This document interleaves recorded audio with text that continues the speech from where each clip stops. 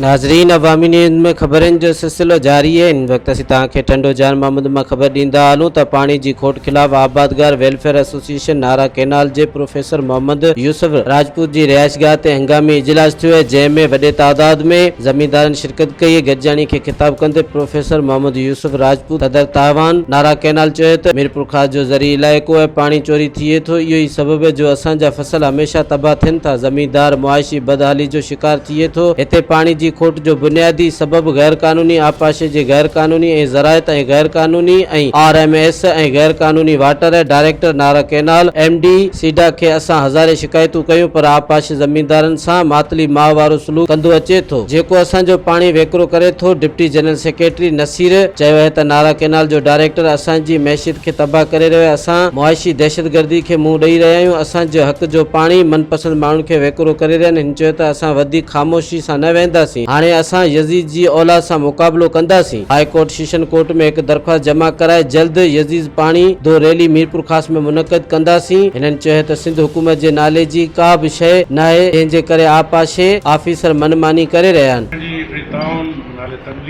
जी जी जी असांखे बग़ैर कंहिं ऐलान या वाराबादी कई वई आहे, जेको न कानून मुताबिक़ असांखे ॿुधाइणु, पर उहो ॿुधायूं बि कोन, ख़बर ई कान पई वाराबादी थी वई। असांजे खुटी थी वई असां हाणे असांजा बसर टमाटर उन्हनि जा ॿिज पिया सुकनि, पाणी कोन्हे जो असां उन्हनि खे ॿिजनि खे पियारे सघूं जो आई असांखे पोखे सघूं।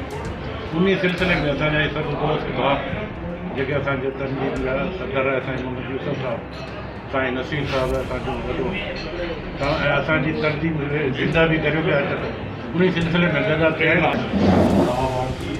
सर अॼु प्रोफेसर मोहम्मद यूसुफ जी अॼु हाउस ते जेका तावन जे 7 सब डिवीज़न जी गॾिजाणी थी आहे, जंहिंमें उहे आबादगार वेठा आहिनि। उन्हनि जा जाइज़ मसइला इहे आहिनि ऐं ज़रूरत इहा आहे त असां वटि नारा कैनाल, असां वटि दरिया, असां वटि वाह, असांजा सभु फुल पिया हलनि, पर सॼी करप्शन ऐं मिसमैनेजमेंट जे करे असांखे हिते आबादगार खे जेको आहे सो एकियो पाणी पियो मिले, पंद्रियो बि कोन्हे। चवनि पंद्रियो था, पर उहो एकियो पियो पाणी मिले। ऐं बदकिस्मती असांजे सिस्टम जी ऐं हिन गवर्नमेंट लाइ इहो न्यापो आहे त उहे सोचीनि गौर फ़िक्र कनि त सॼी अवाम 5 ज़िला परेशान आहे ऐं जेके माना ही पाणी खोट जे सिलसिले में कोई बहाना कनि था, तॾहिं पंजाब पाणी थी वियो, इन करे सिंध वारनि एहतियात पे कयो, MLA उनखे सियासी इशू ठाहियो। हाणे दरिया फुल आहे, नंढी ॿोॾ आहे, वाह फुल पिया हलनि, असां केरनि में पाणी कोन्हे। हाणे त पंजाब कोन्हे न, हाणे पाणी किथां आयो? असां अॻे हेॾो कंदा हुआसीं। असुलु हर वॾो ज़मीनदार मथे जेको आहे उहो असांजे लाइ काला आवाज़ ॾींदा।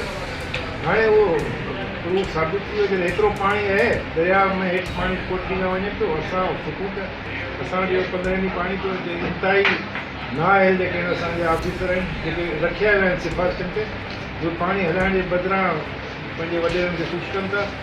सारियूं पोखियूं पियूं आहिनि जिते बंदिश आहे। गेज मूट पे आहिनि, गेज ॾिसण ते त नारा कैनाल 13,900 क्यूसिक आहे ऐं नाउन जेको पुतली खां हेठि जेको पाणी वञे पियो 21,000 क्यूसिक। हाणे जेके असां जी सिंध गवर्नमेंट चवंदी आहे बाबा असांखे पंजाब पाणी नथो मिले, इन करे पाणी जी हेतिरा % खोट आहे, हेतिरा % खोट आहे। अॼु त 0% खोट आहे, का बि खोट असांजे सखर। मज़ीद खबरों और तफसीलात के लिए विजिट करें हमारी वेबसाइट www.awamiNewsHD.com।